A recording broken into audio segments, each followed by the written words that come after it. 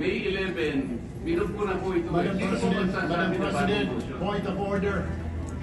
Ad hominem. Sinasabi ko lamang po, ang Hindi, sinasabi ko lang, Madam kanina po po sinasabi. Hindi po tama yun. Section Sabihin yung kasama 130. niya ay walang kinalaman, walang alam sa batas. Pwede bang magbigay naman kayo?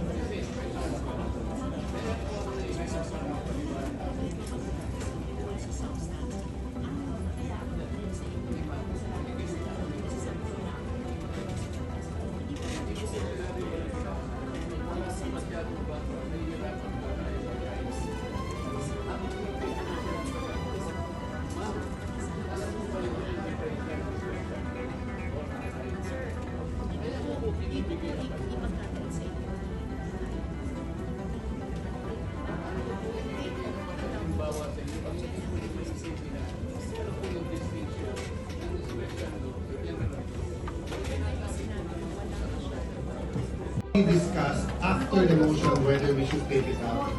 We take offense that bibigyan niya ng ganyang kulay. Ilalabas na warrant of arrest para makaboto yung mga yun na makukulong. Sir, bakit po kayo nag-walk out? This is a travesty of Senate rules. Sir, ano pong mangyayari ngayon?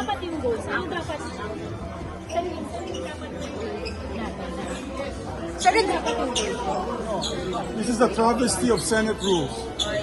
Will not allow it. So ano yung dapat na gagawin? Di ba dapat po consider mo na yung committee on rules? Yes! Wala pa committee nun. Wala pa nga majority leader. Yes, sir. We will not be part of this. It's a travesty of our rules, of the Senate rules. Hindi kami papayag sa mga ganitong kalokohan. what happens now? Hindi sila pwedeng magbotohan. Sila pwedeng magpasa ng motion. Guys, senators muna. Violation of the rules. Excuse me. Excuse me.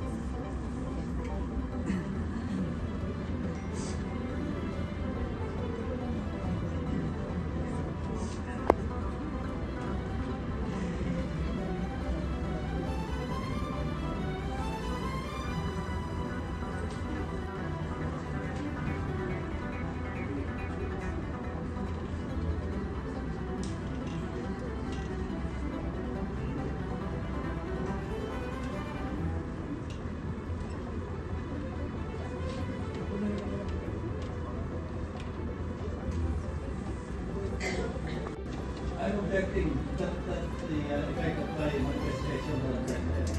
I'm objecting because I'm invoking section 24 of our rules.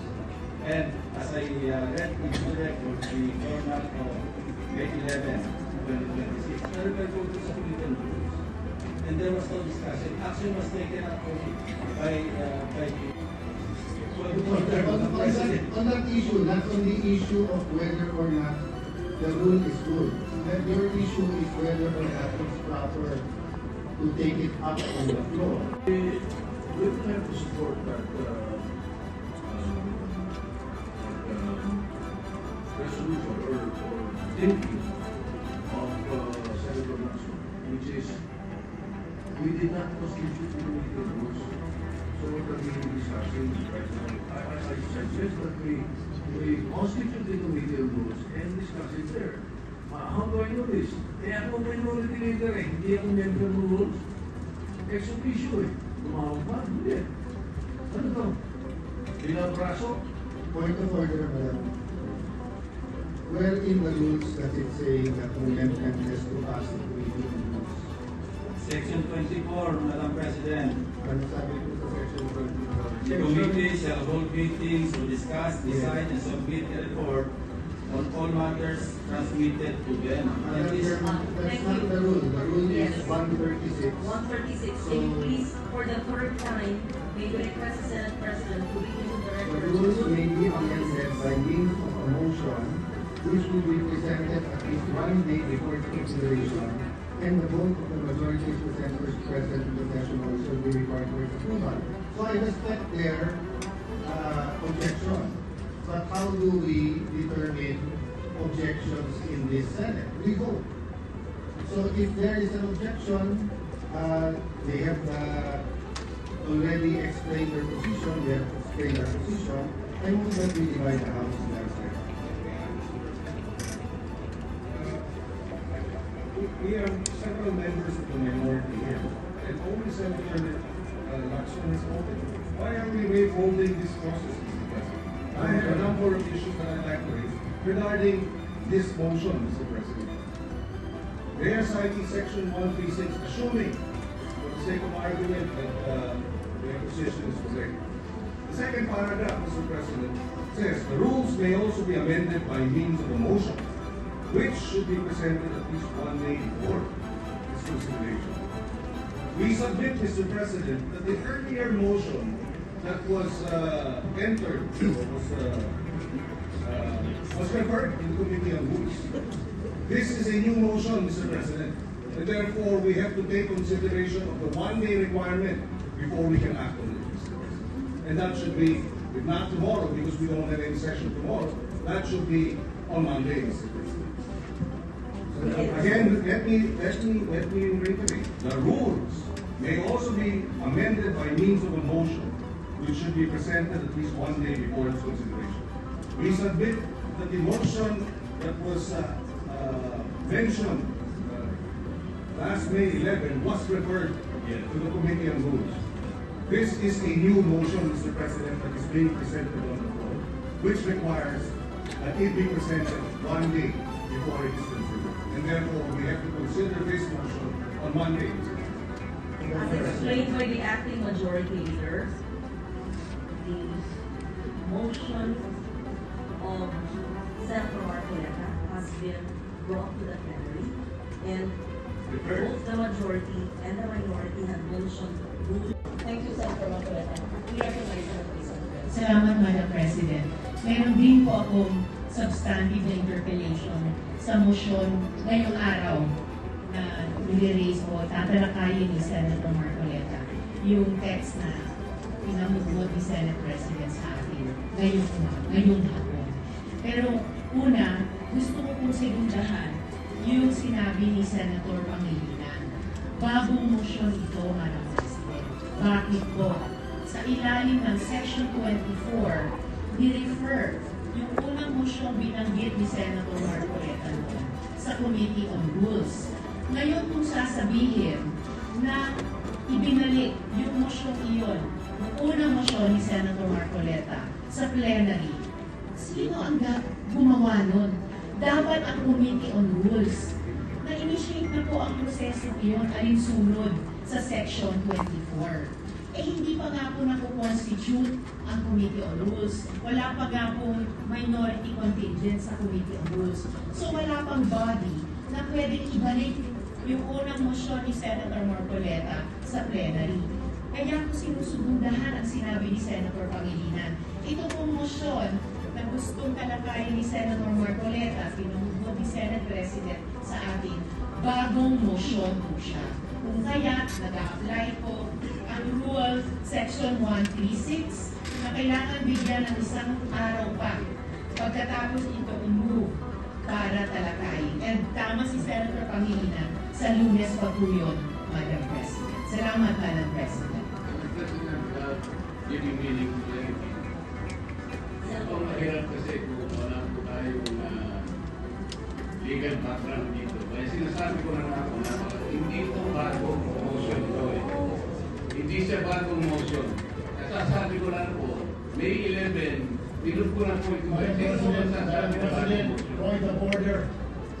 Sinasabi ko lamang po, sinasabi ko lang, hindi na po sinasabi. Section 137. Sinasabi ko kasi sa inyo,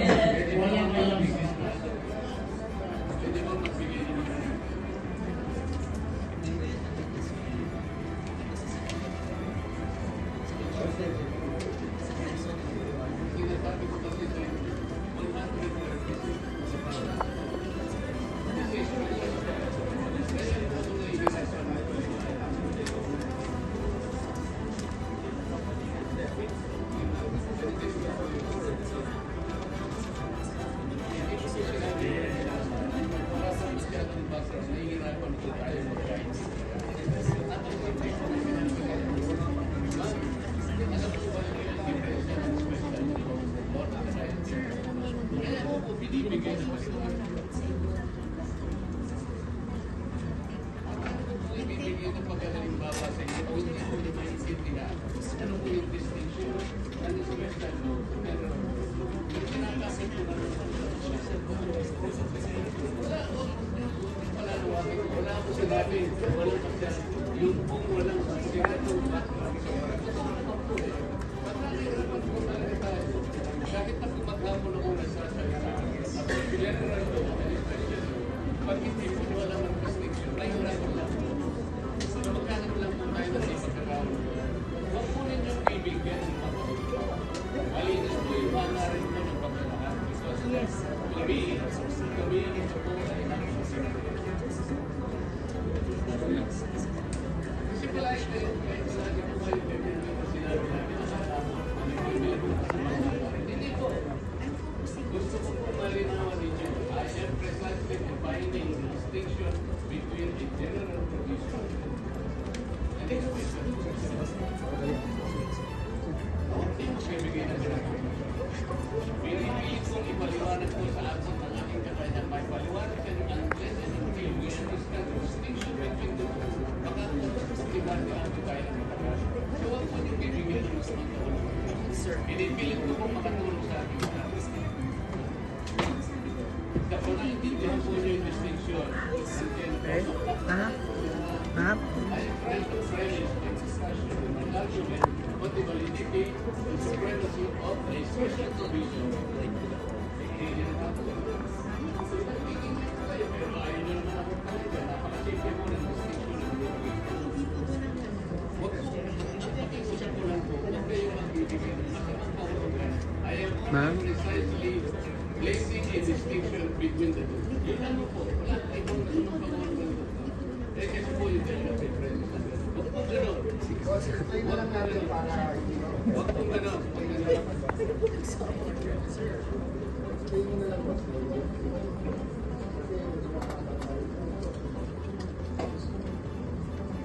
Sir, bakit po nag-walk out, sir?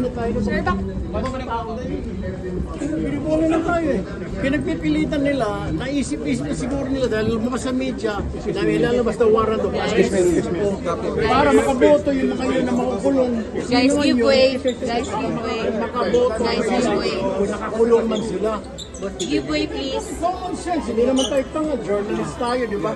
Common sense. Give way, guys. Give way, please. BS. Give way. Kung ano yung mga rules Sir, pa. sir, give way. Pa tayo. Ay, lokohin.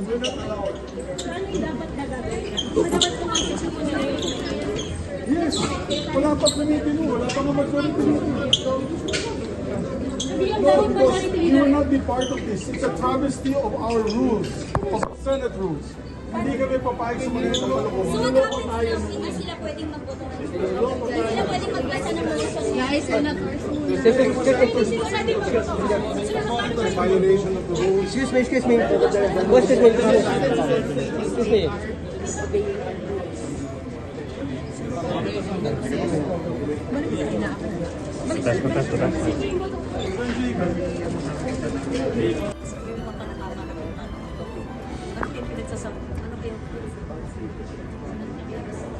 Tapos ilabas yung noted natin. Nagsasalita ako, biglang patay yung microphone.